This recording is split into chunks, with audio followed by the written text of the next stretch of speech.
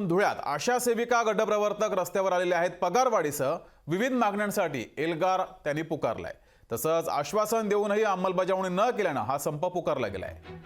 धुळ्यामध्ये आशा सेविका आणि गटप्रवर्तक यांनी एल्गार पुकारलाय, संप पुकारलाय।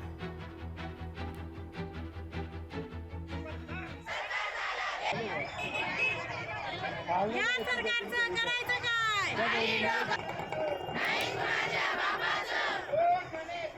राज्य शासनाने आमच्या 3 मागण्या पूर्ण केल्या। एक दिवाळी बोनस दिवस 2000 रुपये आशा आणि गटप्रवर्तकांना, तर आशांना 7000 रुपये मानधन देण्यात येईल असं सांगितलं आणि गटप्रवर्तकांना 10000 रुपये मानधन वाढ देईल असं आश्वासन देण्यात आलं। पण सरकारने नुसतं आश्वासन दिलेलं आहे, आम्हाला अजूनपर्यंत जी आर दिलेला नाही आहे। त्याच्यामुळं आम्ही 12/1/2024 पासून संपावर उतरलेला आहोत आणि जिथपर्यंत जी आर आम्हाला मिळणार नाही तिथपर्यंत आशा आणि गटप्रवर्तक संपावरच राहतील। तेव्हा शासनाने याची जास्तीत जास्त दखल घेऊन लवकरात लवकर जी आर काढण्यात यावं। लोकशाही मराठी ऐका, पहा, जागरूक रहा।